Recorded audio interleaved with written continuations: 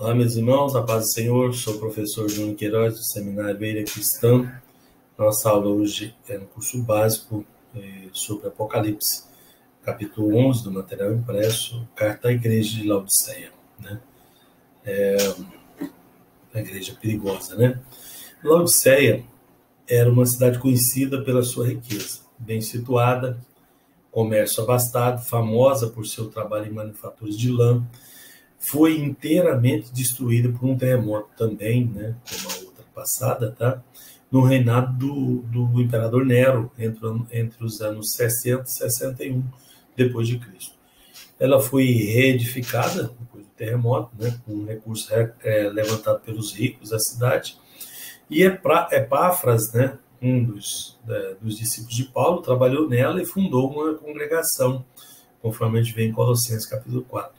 A carta de Paulo aos Colossenses também foi remetida a essa igreja. Tá? Olha aí, Colossenses 4,16. A igreja de Laodiceia representa o declínio espiritual e a apostasia da igreja cristã em qualquer época. Né? Como a gente está comparando essas cartas das 7 igrejas com épocas diferentes, né?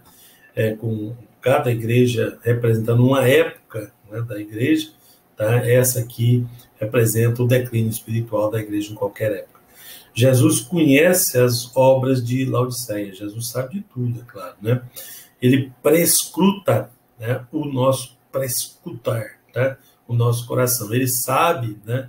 E ele sabia que os membros da igreja de Laodiceia não o seguiam, tá?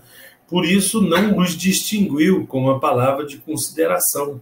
Os membros de Laodiceia sentiam-se muito religiosos, muito seguros de si, pensavam ter uma experiência cristã, conhecer bem a Bíblia, porém não viam mais, né, não viviam mais a dependência de Cristo em todas as situações da vida. Estavam acomodados, tá?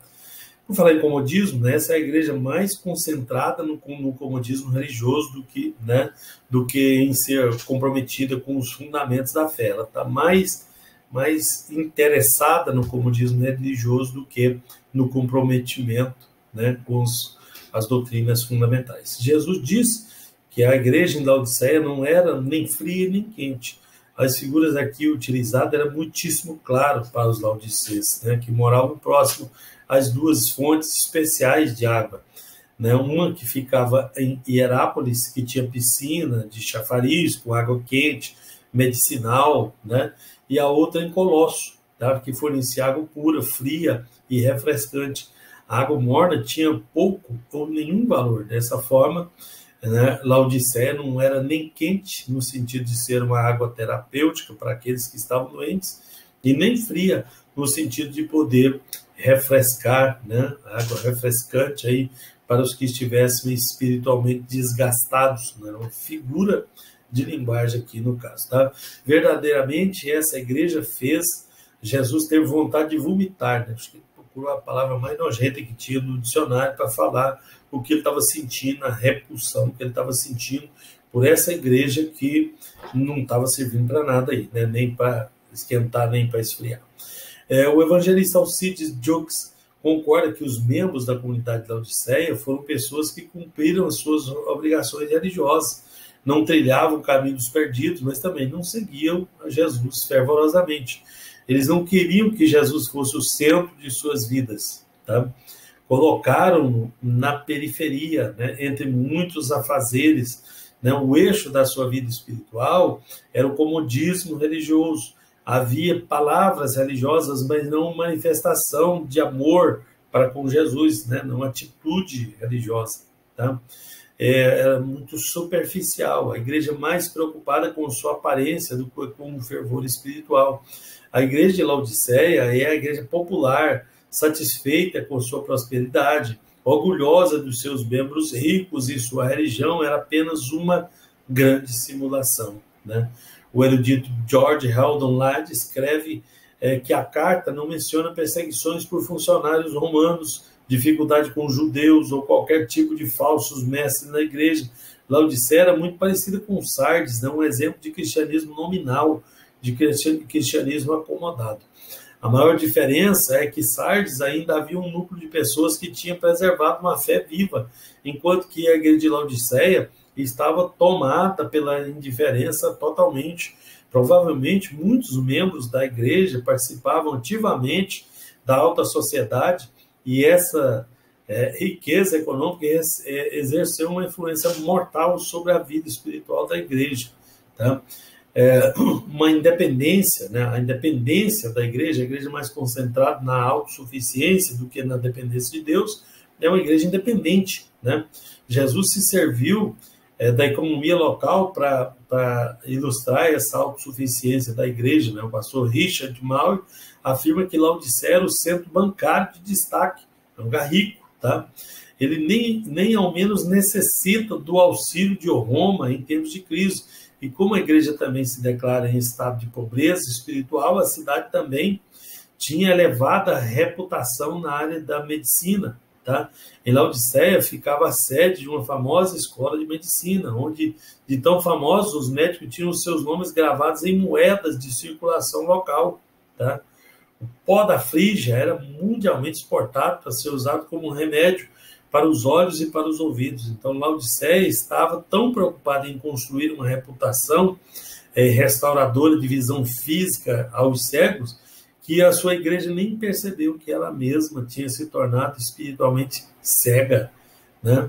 Richard Maury afirma que, ainda que Laodiceia era famosa pela manufatura de roupas, a cidade era especialmente conhecida pela lã, né? Que era macia, né? Negro-violeta e brilhante. Tá? Os membros daquela igreja eram tão orgulhosos da qualidade de suas roupas que nem lhes ocorreu que poderiam estar espiritualmente nus. Tá? As palavras ásperas que Jesus descreveu, a triste condição dos laodicenses, não significa que ele os ama menos do que aos outros das outras igrejas.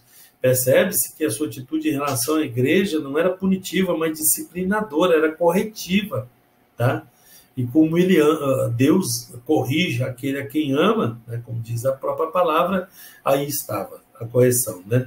O George Ladd, né, em seu comentário do Apocalipse, declara que essa igreja se orgulhava de ser saudável e próspera. Literalmente, o texto diz: estou rico e adquiri riquezas. Apocalipse 1,17. Além de se orgulhar do seu suposto bem-estar espiritual, a igreja se orgulhava de ter conseguido as suas riquezas com esforço próprio. Né? A acomodação espiritual estava acompanhada do orgulho espiritual, né? Igualmente mortal. Sem dúvida, parte do problema da igreja era a sua incapacidade de distinguir entre prosperidade material e prosperidade espiritual. Uma igreja que está prosperando materialmente, externamente, facilmente pode cair no engano de que a prosperidade exterior é a medida da sua prosperidade espiritual. A gente vê isso muito por aqui, até nos nossos dias, né? Se a igreja está prosperando aí materialmente, então ela está espiritualmente forte, né? Os outros não tá e tal, aquela coisa toda, tá? O escritor C.F. de Araújo diz que é um engano confundir a prosperidade material com bênção espiritual. Desse modo, se a prosperidade material fosse sinal de bênção, né? A máfia, né, era uma das organizações mais abençoadas da Terra. Mas isso não é o caso. Quando Jesus disse que é mais fácil um camelo passar por um buraco da agulha do que um rico entrar no reino dos céus, ele não está condenando o homem ou a mulher que produz riquezas, né, materiais e ganha dinheiro com os seus bens e serviços úteis, necessários e honestos. Tá? Sérgio Espredo Vanderlei comenta que o perigo para o cristão não é um aumento da renda, mas a diminuição do caráter. Tá? O problema não é a posse das riquezas, mas o uso que se faz do dinheiro. E, principalmente, o que o dinheiro faz da pessoa. Tá? O reino dos céus não é um clube de elite. Tá? No céu, só é admitido pelo caráter, não pelas riquezas ou não. Né? Se tiver, não faz diferença. Né? Então, hoje em dia, é comum nós vermos inovações, modismos, né, descaracterizando as igrejas cristãs, de modo que o pastor Valdir Alves de Oliveira diz que o evangelho não muda. Né? Vem moda, vai moda, e a Bíblia é a mesma, porque a igreja precisa ser alimentada com a genuína palavra de Deus. Entretanto, já existe o arraial evangélico brasileiro, né, os chamados blocos de carnaval, né? Boates, pagodes, festas juninas, músicas com ritmos exóticos, né? Isso sem falar nos modismos teológicos, né? Então, copia os modismos do mundo e também modismos teológicos que aparecem por aí, que tem minado o ministério de obreiros menos avisados e despreparados teologicamente, né? Tais como a teologia da prosperidade, a confissão positiva, quebra de maldições hereditárias, e espíritos territorialistas e por aí vai, tá?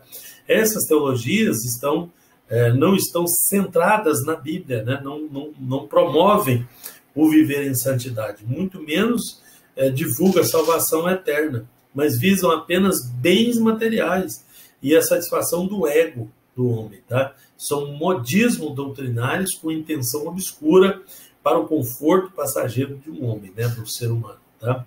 Em Romanos capítulo 12, verso 2, Paulo nos adverte a não conformar com o mundo, tá? Nesse texto, entende-se que o mundo, ou seja, o sistema de valores mundanos que são contrários aos valores e à ética cristã, tá? Os cristãos, em geral, precisam compreender que somente os princípios bíblicos podem direcionar suas vidas rumo à presença de Deus.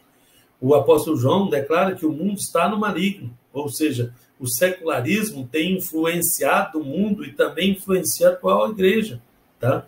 Só pode compreender Deus quem a prioriza, né? Quem a ama e quem busca a sua presença, tá? Leonardo Boff, né, diz que a presença de Deus se revela em todas as coisas e em todas as circunstâncias, né? Ao experimentar Deus, senti-lo como a totalidade de nosso ser. Tá? Depois de denunciar os laodicenses, que se iludem com a própria conquista, né? Ou com a religiosidade formal, o Senhor Jesus chama a igreja de Laodiceia para uma mudança de vida, convida ela a mudar, né? Que esse convite de Deus, né, para a mudança é a marca da palavra de Deus, é a marca da Bíblia, né? Atualmente se vê a igreja que quer celebridades, mas não serva, né, que busca elogios, mas que tem humildade.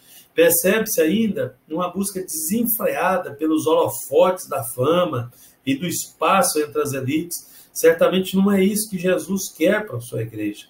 Ele não veio ao mundo para nos fazer relevantes para o mundo, né, mas para nos fazer santos.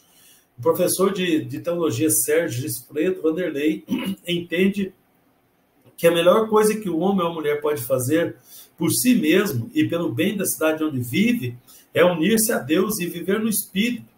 Apocalipse 1:19, Cristo exorta: eu repreendo e castigo a todos a quanto amo. Sê, pois, zeloso. Arrepende-te. Comentando esse versículo aí, né, Apocalipse 19, né, Hernandes Dias Lopes diz que, apesar da sua condição, Cristo ama essa igreja, né? Antes de revelar seus juízos, ele demonstra misericórdia, ele sugere, arrepende-te, né? Ele chama-nos ao arrependimento porque ele nos ama, tá? Ele nos dá a oportunidade de recomeçar, porque ele está disposto a nos perdoar. O pastor Hernandes ainda argumenta que arrepender-se é dar as costas a esse cristianismo de aparências, né, de faz de conta, de mornidão espiritual. A história de Jacó e Esaú, né, os dois irmãos, contém muitos episódios. O mais intrigante é que revela o desprezo de Esaú pela primogenitura, né? Quando a troca pelo um simples prato de lentilhas, né, ele demonstra o tamanho do seu desprezo por aquilo que Deus o tinha concedido.